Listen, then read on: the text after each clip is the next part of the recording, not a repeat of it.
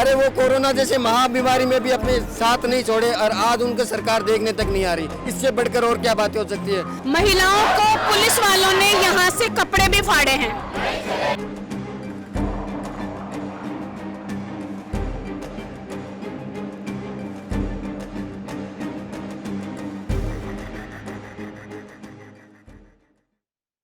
नमस्कार, स्वागत है आपका हमारा समाचार में और मैं हूं आपके साथ दिव्या शेखर। देखिए, मैं एसएमएस मेडिकल कॉलेज के बाहर खड़ी हूं। आप देखिए कि नारे लग रहे हैं कि हम हमारा हक मांगते। हक क्या है वो आपको बताती हूँ। दीपक नाम के एक व्यक्ति ने सुसाइड कर लिया, जिसे आप आत्महत्या कहते हैं। वो आत्महत्या क्यों की? उस व्यक्ति ने नौकरी से हटा दिया जाता है, एक फरमान जारी किया जाता है कि संविदा कर्मियों को नौकरी से हटाया जा रहा है। ये नर्सिंग कर्मी जो दिन रात सेवाएं दे रहे हैं, दिन रात जो है अपना टाइम हॉस्पिटल को दे रहे हैं, आम लोगों की सेवा में दे रहे हैं, और अचानक से फरमान जारी होता है कि हटा दिया जाता है। ऐसा नहीं है कोई 2-4 लोगों को हटाया गया, 5 से 6 हजार नर्सिंग संविदा कर्मी जिनको हटाया जाता है। वजह कोई बताई नहीं जाती है, बस एक पत्र जारी कर दिया जाता है कि हटा रहे हैं। और आप समझिए कि मानसिक तनाव कितना हो जाता है कि आदमी जो 3 से 4 साल नौकरी कर रहा है, अब उसके पास ऑप्शन क्या रह जाता है? कहाँ नौकरी करेगा, बच्चे कैसे पालेगा, माँ बाप का भरण पोषण कैसे करेगा, और शादी हो गई तो पत्नी को भी कैसे वो पालेगा। दीपक ने सुसाइड ही नहीं किया, दीपक के साथ साथ कितने दीपक और तैयार हो गए हैं। ये नजारा है एसएमएस मेडिकल कॉलेज का, जहां कल से ही लगातार लोग यहाँ पर बैठे हैं। कल से लगातार जो है धरना दिया जा रहा है, दीपक के लिए इंसाफ मांगा जा रहा है। लेकिन ये प्रशासन, ये इस मेडिकल कॉलेज का प्रशासन पता नहीं क्या तो भाई बहरा हो गया है, या दिखाई नहीं पड़ रहा है कि अंधा हो गया, कि उनको समझ में नहीं आ रहा है कि इतने सारे लोग दीपक के लिए बैठे हैं। बहुत सारे लोग हैं, एक एक करके जो है वो लोगों से पूछेंगे कल से और अब तक क्या कुछ वार्ताएं हुई है। कल दीपक ने आत्महत्या की, कल से लेकर अभी तक काफी वक्त बीत चुका है। क्या वार्ताएं हुई है, कौन जो है नुमाइंदा बाहर आया, कोई प्रशासन का आदमी आया, क्या बातें हुई अब तक? बातें हुई हैं, जो विपक्ष के लोग आए हैं, हनुमान बेनीवाल जी जो अलग पार्टी के हैं वो आए हैं, लेकिन सरकार की तरफ से मुख्यमंत्री महोदय का, चिकित्सा मंत्री महोदय का संवेदनशीलता में भी कोई छोटा सा एक बयान नहीं आया है। ना ही किसी को हटाए गए हैं 500 लोग, उनके लिए कोई वक्तव्य हुआ है, ना ही किसी का फिक्स मुआवजा हुआ है, कुछ भी नहीं हुआ है। अगर रिटर्न की बात की जाए तो रिटर्न में अभी तक कोई वार्ता नहीं हुई, कुछ भी नहीं हुआ है। सिर्फ रात को जो हमारे प्रिंसिपल महोदय थे और यहाँ के गोयल साहब थे, पर नर्सिंग जो हटाया गया है उसके लिए कोई स्टेप नहीं है, तो फिर ये तो अवसाद में है, दोबारा कोई आत्महत्या करेगा। आप एक बात बताइए कि मैंने सुना है कल लाठी चार्ज भी किया गया, इन लोगों पर लाठियां भी बरसाई गई हैं। महिलाओं को पुलिस वालों ने यहाँ से कपड़े भी फाड़े हैं। जिस नर्सिंग के पास में लास्ट स्टेज पे मौत के समय आता है, कम से कम संवेदनशीलता तो देखनी चाहिए ना। आप क्या किसी के महिलाओं के कपड़े फाड़ के लाठी 11 व्यक्तियों को लगी है। मौत के बाद क्या हम बोलेंगे? नहीं, मौत के बाद तो हमें बोलना पड़ेगा।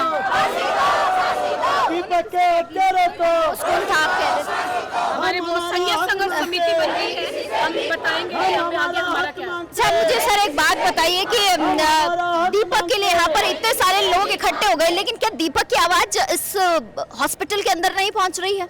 नहीं, हॉस्पिटल के अंदर तो पहुंची है। प्रिंसिपल साहब कल हमारे साथ थे शाम तक, रात तक, मगर निर्णय कुछ भी नहीं करा पाए। मुआवजे की बात थी तो सरकार कल से लेकर आज तक वो मुआवजा तय नहीं कर पाई, वो राशि तय नहीं कर पाई।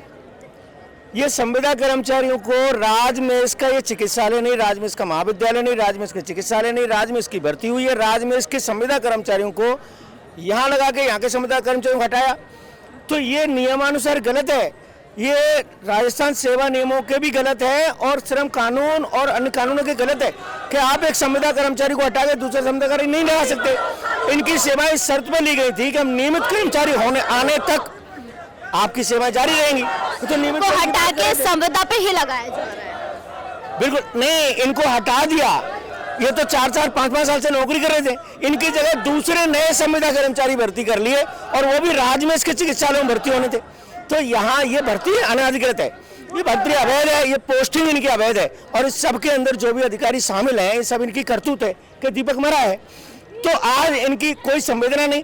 दूसरा, राजस्थान की सरकार का कोई भी प्रतिनिधि, अधिकारियों के अलावा कोई भी जनप्रतिनिधि ऐसा नहीं है जो आज तक नर्सेज से मिलने के लिए कल से आज तक उनके पास समय मिला हो।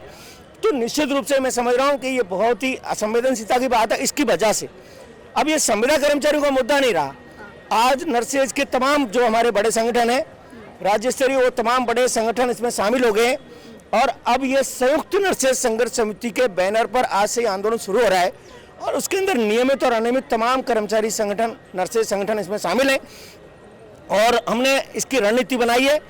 प्रतिदिन हर चिकित्सालय में अलग अलग 2 घंटे का कार्य बहिष्कार होगा और विरोध प्रदर्शन होगा।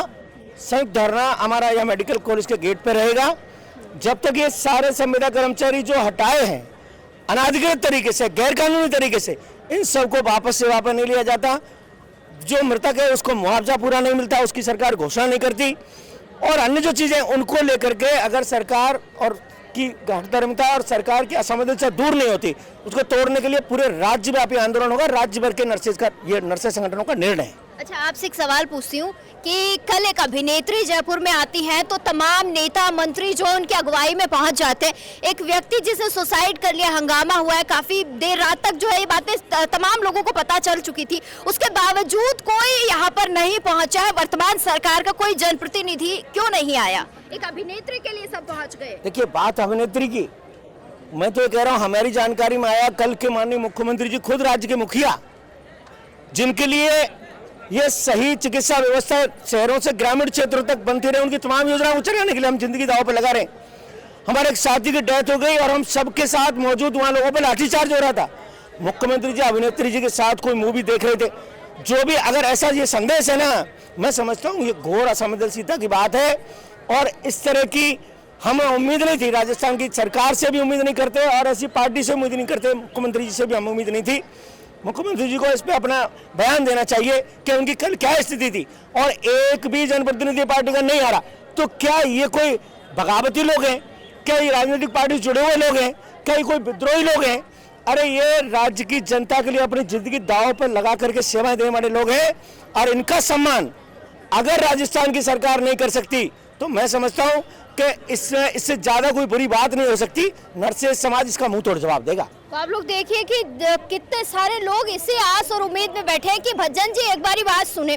आपको मैं पता ये सवाल क्यों कर रही थी कि कल जो है मुझे अभिनेत्री से कोई शिकायत नहीं है, लेकिन ये मामला मैं आपको इसलिए बता रही हूँ कि कल शाम को जो है एक अभिनेत्री राजस्थान में आती है तो तमाम नेता मंत्री वहां पहुंच जाते हैं उनकी अगुवाई करने के लिए। बाकायदा जो है उस फिल्म की लॉन्चिंग हो रही थी, न जाने क्या हो रहा था, वो कार्यक्रम हो रहा था और एक तरफ एक व्यक्ति ने आत्महत्या कर ली, लोग सड़कों पर बैठे थे, उनकी पिटाई हो रही थी, नर्सिंग कर्मियों पर डंडे बरस रहे थे, यहाँ कोई जनप्रतिनिधि नहीं पहुंचा। एक औरत चीख चीख कर कह रही थी कि मेरा पति चला गया, मैं किसके सहारे हूँ। आप समझिए 7 से 8 हजार रुपए जो कमाता है ना आदमी, भैया आजकल तो दूध भी 3000 रुपए का आता है। अगर आप 1 लीटर दूध खरीदते हैं ना महीने का तो समझिए 55 से 56 रुपए का दूध भी जो आता है वो 3000 रुपए का आता है। अगर वो किराए पे रह रहा है तो 2000 से 3000 उसका किराया हो जाता है। अब 2000 में घर खर्च कैसे चलाएगा? एक बार कैमरा घुमा के तुम दिखाओ, ये स्थिति है। इसके बावजूद कोई सरकार का नुमाइंदा यहाँ नहीं बैठा है। ये हकीकत हो चली है प्रदेश की। हर व्यक्ति दुखी है। आधे से ज्यादा दिन शहीद स्मारक पर धरने लगे रहते हैं, लोग परेशान रहते हैं, रोज अपनी अपनी शिकायतें लेकर शहीद स्मारक पर 30 दिन में से 25 दिन तो ऐसे जाते होंगे कि लोग वहां बैठे रहते। मैं आपसे एक बात पूछूंगी, आप एक महिला है, एक महिला कल चीख पुकार रही थी कि भाई मेरा पति नहीं रहा, माँ चीख पुकार रही थी, कोई आया इस प्रशासन का कोई नुमाइंदा? अभी तक 48 घंटे हो गए, अभी तक कोई भी नहीं आया हमारे पास सुनवाई करने के लिए, दीपक की सुनवाई करने के लिए। और जितने लोग बैठे हैं इनकी कोई सुनवाई करने के लिए अभी यहाँ पर कोई भी मंत्री नहीं पहुंचा है। हमारे आगे तक कोई सुनवाई करने के लिए अभी तक कोई भी नहीं आया है। हमारा उनसे यही अनुरोध है कि यहाँ पर आए, हमारी परेशानियों को समझे, हमारी हर एक चीज़ को समझे, हमारे यहाँ आकर हमारा हाल देखिए। कितनी दूर दूर से साथी आए हुए, लेकिन मंत्री को कोई नहीं पड़ी है, उनको तो मूवी देखने से पड़ी है। या नर्सेज की जो मूवी निकल रही है उनकी आत्मा निकल निकल रही है, उनका कोई अनुरोध नहीं किया है उन लोगों ने। आना चाहिए यहाँ पर सरकार को, जब ही हम उठेंगे, जब हमारी कानूनी कार्रवाई नहीं हो जाती पूरी तरीके से, जब ही हम उठेंगे यहाँ से, उससे पहले नहीं उठेंगे हम। मतलब 10-15 दीपक और बलि चढ़े, उसके बाद कोई चश्मा उतार के आएगा अंदर से, जब ही आएंगे ये लोग, ऐसा बोल रहे हैं। काफी सारे लोगों ने बोल दिया है कि गवर्नमेंट चाहती है, ये सरकार यही चाह रही है कि ऐसे ही दीपक 3, 4 और 5, 7 शहीद हों। इसी चक्कर में यहाँ बैठ के नर्सिंग का शोषण की वजह से या अवसाद में आके 1.5 महीने से अवसाद में आ रहे हैं। इसी प्रकार के ये दीपक यहाँ जो बैठे हैं वो सब अवसाद में है, जिनकी नौकरी गई है, जिनकी पालन पोषण का जो एक गुजारा था वो सब छीन लिया गया है।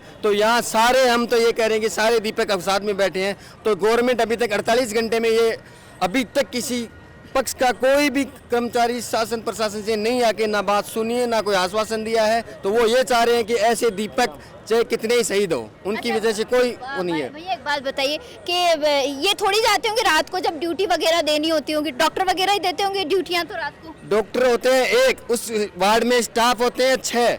हर स्टाफ कितने होते हैं वो आप जाके देखिए, पूरी नाइट में डॉक्टर सोता हुआ मिला पाएगा, लेकिन नर्सिंग स्टाफ कोई सोता हुआ नहीं यही मिला नर्सिंग कर्मी बैठते हैं। बिल्कुल हर वार्ड में, हर आईसीयू में, हर इमरजेंसी में फीमेल स्टाफ जितनी है उतनी मेल स्टाफ होता है, बराबर स्टाफ होता है। और नाइट ड्यूटी, अरे वो कोरोना जैसे महाबीमारी में भी अपने साथ नहीं छोड़े और आज उनका सरकार देखने तक नहीं आ रही। इससे बढ़कर और क्या बातें हो सकती है? बंदा अवसाद में आके मृत्यु कर रहा है, अपनी सुसाइड कर रहा है, उसके लिए भी कौन जिम्मेदार है? ये प्रशासन जिम्मेदार है, और कोई जिम्मेदार नहीं है, और ना सुनने आ रहे हैं और ना कुछ वो अभी तक कोई बंदा आया है यहाँ पे। तो आप लोग देख सकते हैं कि वो 48 घंटे बीत चुके हैं, इसके बावजूद भी जो है सरकार का कोई नुमाइंदा यहाँ पर नहीं पहुंचा। विडंबना है ये राजस्थान सरकार की कि चाहे सड़कों पे आ जाओ, चाहे तुम मर जाओ, चाहे कुछ भी कर लो, लेकिन हम तो नहीं सुनेंगे। और वही हठधर्मिता शायद नजर आ रही है। मेरे पीछे का नज़ारा मैं आपको एक बार दिखा देती हूँ कि ये कितने सारे लोग हैं। एक दीपक की बात नहीं कर रही है मैं यहाँ पर, ये सब दीपक हैं। कोई किसी का बच्चा यहाँ बैठा है, किसी का पति यहाँ पर बैठा है, किसी का भाई यहाँ पर बैठा है, सिर्फ और सिर्फ इसलिए कि न्याय मिले। काफ़ी सारे लोगों का रोजगार चला गया, लोगों की नौकरी चली गई है। क्या रोजगार बचा? आप बताइए, 6 से 7 हज़ार लोगों को हटा दिया जाता है अचानक से, जिन्होंने 4-4, 5-5 साल नौकरी कर लिया। अब उनके पास क्या ऑप्शन रह जाता? कोई ऑप्शन है उनके पास? नहीं भाई साहब, कोई ऑप्शन नहीं बचा है। ऑप्शन क्या है? क्या तो आप मर जाइए, और आप मर जाएंगे तो आपकी कोई सुनेगा नहीं। ऐसा हाल यहाँ हो रखा है प्रदेश की सरकार का। खैर, मैं आपको क्या कुछ होता है, क्या बातचीत होगी, क्या वार्ताएं होंगी, वो अपडेट ज़रूर करूँगी। लेकिन कल से अभी तक जो है मामला ज्यों का त्यों है, कुछ भी नहीं हुआ, कोई बातचीत नहीं हुई है, कोई अभी तक ऐसी चीज़ निकल कर नहीं आई है कि जिससे इनको इंसाफ मिले। पर फिर भी मैंने कल भी यही कहा था, अब भी यही कहूँगी, आत्महत्या जैसा कदम नहीं उठाइए। कोई बात है, अपनों से, अपने सीनियर से, अपने अड़ोसी पड़ोसी दोस्त से, किसी से शेयर कीजिए, पर ऐसा खौफनाक कदम मत उठाइए, क्योंकि ज़िंदगी बहुत कीमती है। और इस कीमती ज़िंदगी के लिए जो है अपने परिवार के लिए जिए, खुद के लिए जिए। और तमाम छोटी बड़ी अपडेट्स के लिए बने रहिए हमारा समाचार के साथ। कैमरा सहयोगी मुकेश के साथ मैं दिव्या शेखावत, हमारा समाचार।